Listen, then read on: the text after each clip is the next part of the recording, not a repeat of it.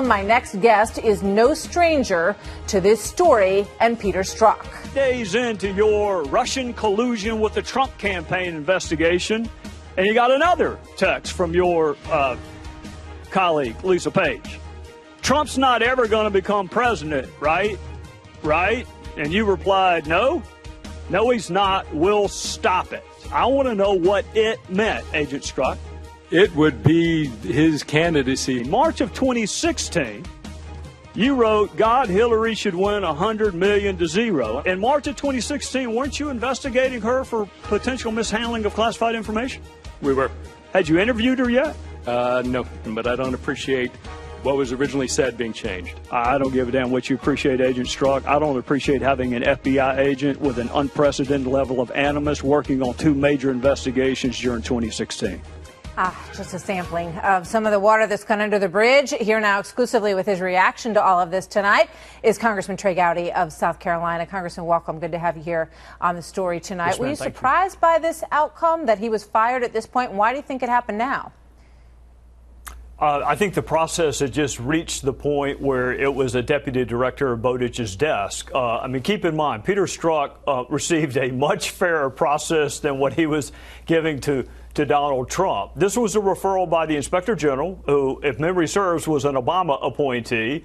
Michael Horowitz referred it. It was investigated by OPR. Strzok has a chance to defend himself and participate in the process and submit extra material, and then a recommendation is made with respect to punishment. And Deputy Director Bowditch is not a political appointee. He is a 23-year-long bureau agent who served with great distinction, including running the Los Angeles field office.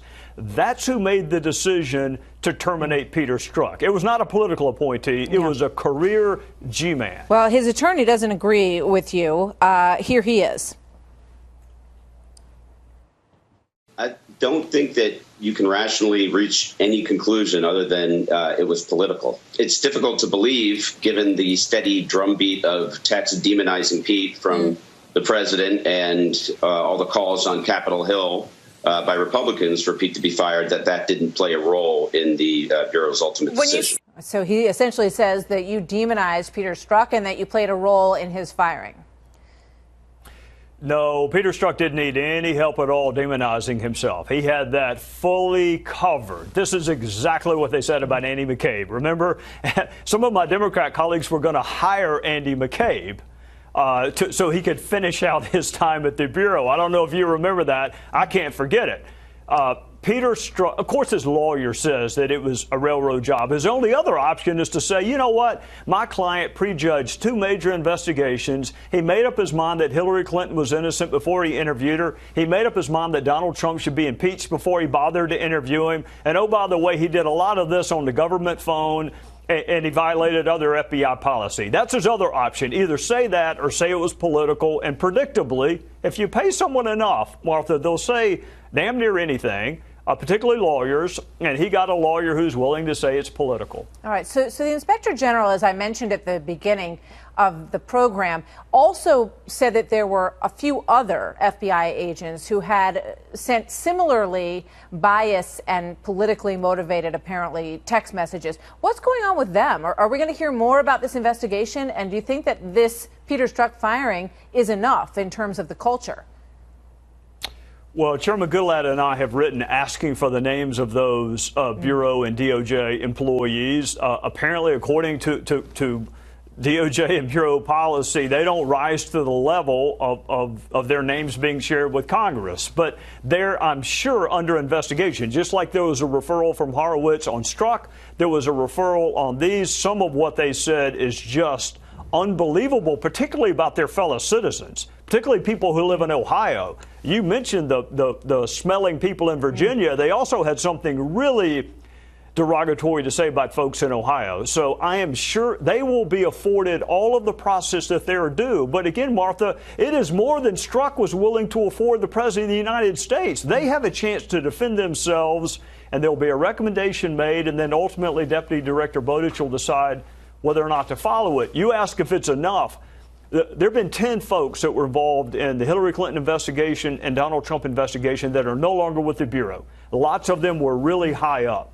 instead of focusing on the firings, I have focused on the hirings. Chris Wray and David Bowditch, I am convinced, are going to be able to repair the institutional reputation of the Bureau. 99.9% of the agents don't need their reputation improved because it's already really good, but they're going to take the FBI back to what we remember it being. So it's the two hirings that I'm most excited about. Yeah, and you make a good point. I mean, the DOJ and the FBI have done house cleaning, clearly. So they clearly think that there was a problem with 10 individuals who were involved in this investigation, and they are no longer there. I want to ask you about these Bruce Orr text messages, because I'm curious what you think about him, because he's kind of been at the back of this story for a while. But now that we're reading, and I know you read quite a while ago, the message that he sent to Christopher Steele, who, of course, was the person behind the dossier. Here's one from July 1. I am seeing redacted person in London next week to discuss ongoing business, but there is something separate I wanted to discuss with you informally and separately. It concerns our favorite business tycoon. Your thoughts on that one? Bruce Orr worked for the Department of Justice. He had absolutely nothing to do with the Russia investigation other than he inserted himself by having contact with Chris Steele. Martha even had contact with Chris Steele after the FBI terminated its relationship with Chris Steele.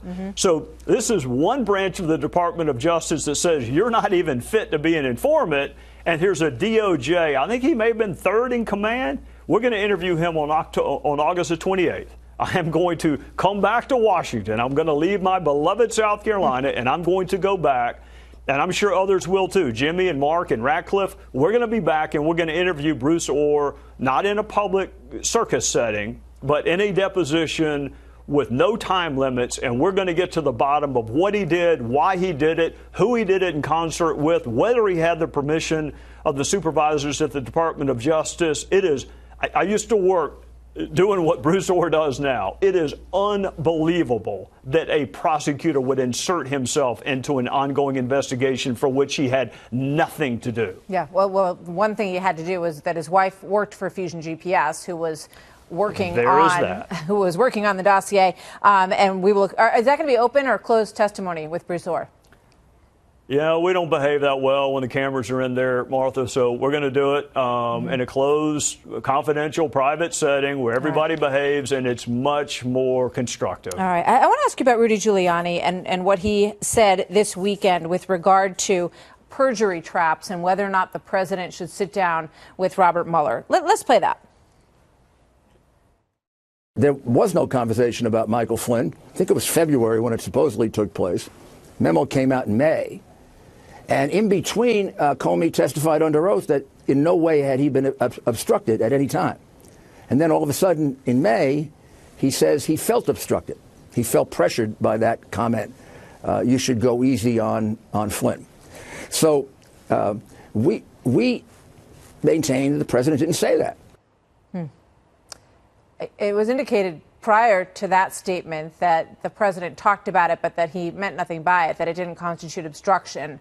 So what do you make of all of this, Congressman? Well, there are only two people that know whether or not it came up. One is President Trump and the other is Jim Comey. I think the better line of analysis, and again, I'm not the president's lawyer and he can do better than me, but there are four elements to perjury. It has to be under oath. It has to be material. It has to be intentional. The falsehood has to be intentional. I think the president, if he doesn't remember that coming up, that's a perfectly acceptable answer. I don't remember, or that's not what I recall, or I don't think I phrased it that way. Martha, I will tell you this. If it is obstruction of justice to ask someone to show leniency, then we're going to have to build a lot more prisons in this country, and there are going to be preachers in most of them. For 20 years, I had preachers call me and ask me to please give this person a second chance. Please show some leniency. That is not obstruction of justice. That is what happens all across this country every day.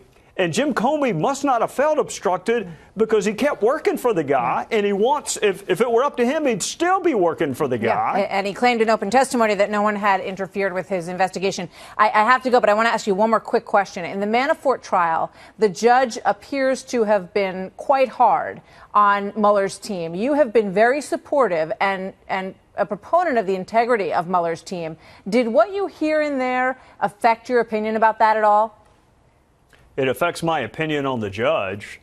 The fact that you and I are talking about a judge, they're supposed to be neutral, detached arbiters, referees, umpires. The fact that he inserts himself, whether I supported the prosecution or the defense, is immaterial. Judges are not active participants in the trial. And I've been in front of some tough ones. I've never been in front of one who enjoyed hearing his name and enjoyed being the star of the show as much as this one. And I frankly feel sorry for the lawyers on both sides, that they're having to put up with a judge who is confusing himself with the deity.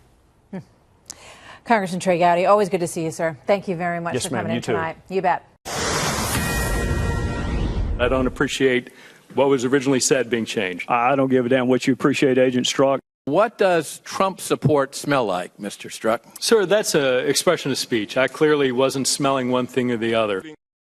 Well, Peter Strzok getting into a tense exchange with House Republicans while testifying last month on the Russia investigation. Well, we are just learning the agent has been fired from the FBI over sending disparaging texts about President Trump to his lover and former FBI lawyer, Lisa Page. Our next guest is Congressman Doug Collins, House Judiciary Committee member and vice chair of the House Republican Conference. This needed to happen. No? Yes. Oh, yes, it needed to happen. It needed to happen a long time ago.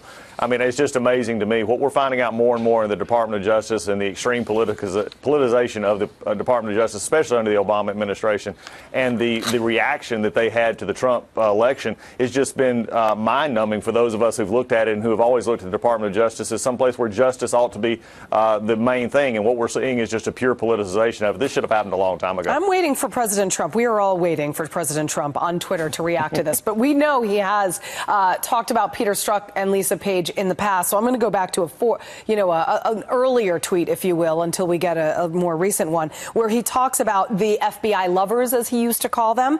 And he basically has tweeted attacks on Strzok, Page, and former FBI Director James Comey numerous times, and Deputy Director Andrew McCabe. He wrote a while back, will the FBI ever recover its once stellar reputation so badly damaged by Comey, McCabe, Peter S., and his lover, the lovely Lisa Page, and the other top officials now dismissed or fired? So many of the great men and women of the FBI have been hurt by these clowns and losers. That was a former tweet. We haven't gotten the most recent. Yeah. But nonetheless, this speaks volumes as to what Robert Mueller has up his sleeve if he is obviously aware that these anti-Trump and biased agents that worked within the FBI are losing their jobs.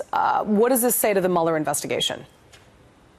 I think the Mueller investigation has to take all this into account. I think what we're seeing right now is what I believe he is finding, and I think what we're finding in our investigation. So for all these people who want to stop the investigation that we're doing into the Department of Justice, Mueller is continuing his investigation. We're continuing to look at the Department of Justice and their policies and procedures. If you remember in that same hearing, I asked Peter Strzok about his security clearance, and we have actually now documented even further. He probably should have been read out and not even a part of the Clinton investigation or even brought onto the Mueller, because for at least for a short time, he was out of compliance with his polygraph test. This is problems inside the Department of Justice that we need to start looking at. But when you look at the names that you just named, think about what you just said, with McCabe, Comey, Strzok, Page, all these in the same place. Where's the front page Washington Post headline on that? Where's the front page of the national news media saying corruption deeply suited at DOJ? All they want to do is focus on a collusion case that's never been made at this point. That needs to be brought in for a landing, but we need to focus on what has actually been found, and actual found is in the problem at the Department of Justice. Former Associate Deputy Attorney General Bruce Orr. He is set to testify. He's got to answer to Congress why he had over 60 contacts with the dossier author Christopher Steele as far back as January 2016. I mean, the bias runs deep, and it's not just one or two bad eggs here, obviously, with the list of names you just recited. So you've got a Justice Department official set out to discredit a future president. You got a member of the FBI caught exchanging anti-Trump texts. Is this just the beginning of heads rolling over the fallout of the bias in Washington? Well, wherever it is, we need to make sure that it's held accountable for. And Bruce Orr is one that, again, we're going to find out on the 28th. He's going to be in a deposition. We're going to see exactly, where these contacts comes. Goes back to the issue of the dossier with the FISA and the Carter Page application. My concern here is the things that are not that are left unsaid. And people say were not a big deal. That his wife worked for Fusion GPS. That he had all of these contacts, and he was not even in. What concerns me the most, from what we can gather, he was not the handler for Chris Steele. Why is Chris Steele going outside of his normal chain of command to come to somebody who works in narcotics, another part of the division, to actually have these contacts and then be very concerned about the concern for Bruce Orr when Sally Yates was fired, and is it going to be okay, and can I still get information? This really reeks at a problem that we're going to continue to look at, and it brings back something that's not often talked about on this issue, and that's the FISA court itself. And for many of us, we're looking toward the FISA court itself, making sure that it's doing what it should be doing and not falling prey to these political motivations that we're seeing brought out. The anti-Trump Steele dossier was used to obtain a warrant leading to the Trump Tower surveillance, possible abuse by the FISA court. The list goes on. Congressman Devin Nunes talking about the Christopher Steele bias. Let's play that. Okay, it's not a soundbite. It's actually Steele was terminated as a source for doing all things like talking to the media at the behest of Glenn Simpson. So remember, he was working for Glenn Simpson, Fusion GPS, who were working for the Clinton campaign. Christopher Steele was fired. A lot of this information wasn't shared with the FISA court, especially the fact that Christopher Steele was desperate that Donald Trump not become president. Your take.